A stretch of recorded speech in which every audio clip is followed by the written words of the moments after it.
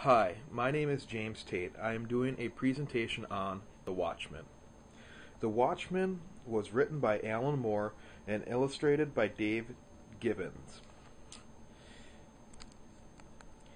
Alan Moore is perhaps one of the most acclaimed writers in graphic novel history, having gathered many awards for his work, such as The Watchmen, V for Vendetta, From Hell, Miracle Man, and The Swamp Thing.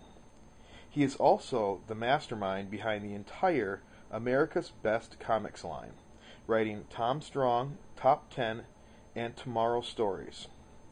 As well as one of the major innovators of comics in the 80s, he has influenced a generation of comic writers to come.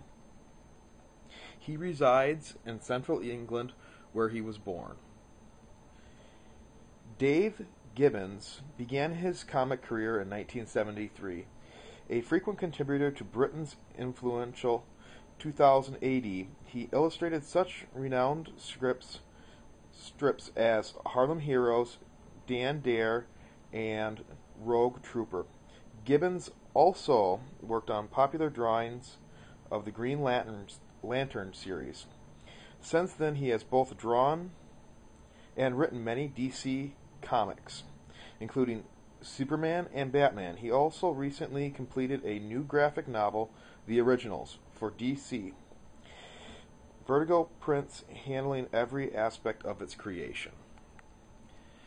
Alan Moore and Dave Gibbons met in 1980. Moore and Gibbons kept in touch. Eventually, both ended up at DC Comics. Gibbons heard of a new project that Moore was going to do and wanted to get on board immediately. Originally, Alan Moore wanted to do a story with already existing group of superheroes from Charlton Comics Company. However, DC decided that was not in their best interest, seeing how Moore was ultimately going to end up killing all of the superheroes. With that being said, DC made them create new superheroes so that they could make more money off of the original superheroes that Moore wanted to use. The Watchmen originally started out as a 12-issue comic book, unlike the full book pictured in front of you.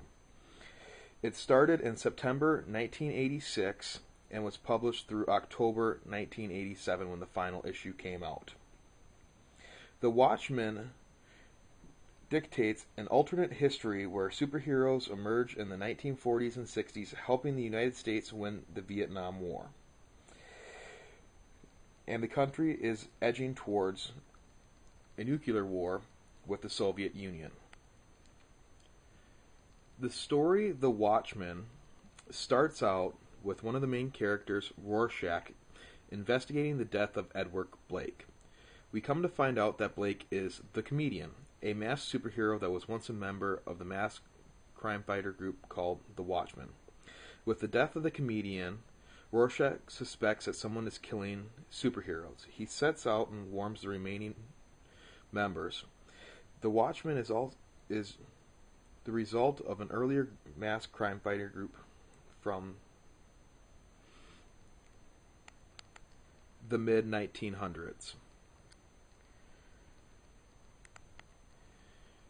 Initially, the other Watchmen do not believe Rorschach's conspiracy theory. However, after the death of the villain Malark, Dr. Manhattan's departure to Mars, and Rorschach's imprisonment, the Night Owl and Silk Spectre begin to consider that Rorschach might not be crazy after all.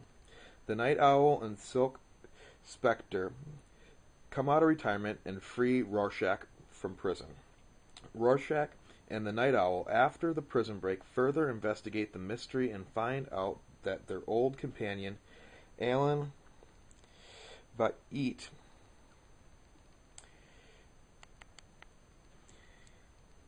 aka Ozymandias, is behind the whole conspiracy. They travel to Tait's Antarctica facility. Meanwhile, Silk Spectre is on Mars trying to convince Dr. Manhattan to come back to Earth and prevent a nuclear holocaust.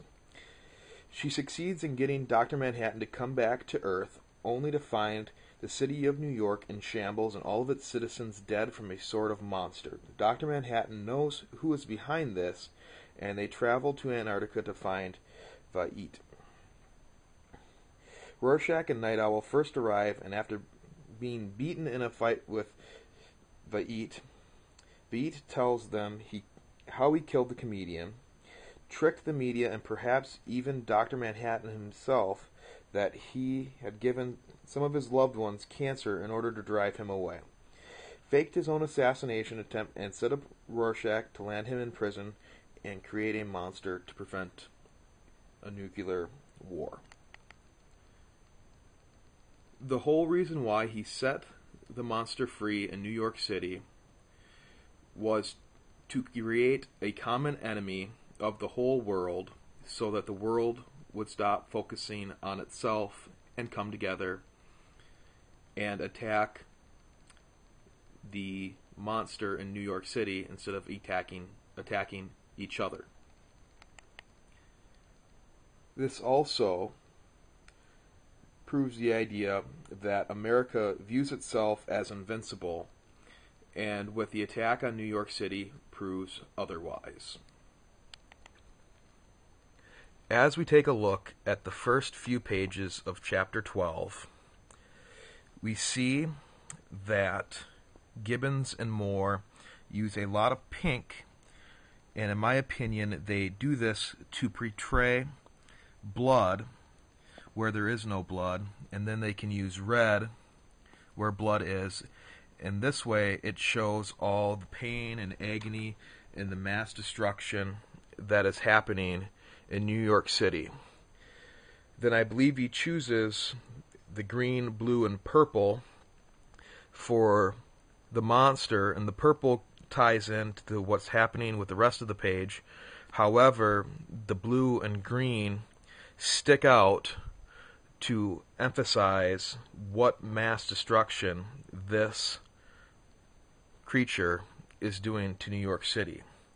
This is a picture of time where we can see a newspaper floating in midair, papers floating down from the destroyed buildings, and all the massacre that has happened after the monster was unleashed in New York City.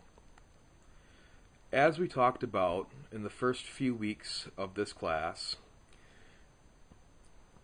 comics are considered literature because they both have pictures and words combining together to tell a story of the superhero known as the Watchmen trying to prevent a worldwide catastrophe.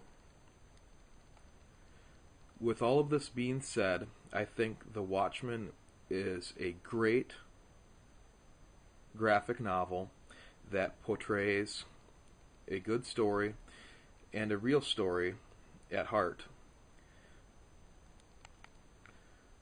With this being said, I would like to take this time now to answer any questions that you in the audience might have for me about The Watchmen or the creators of The Watchmen, Alan Moore and Dave Gibbons.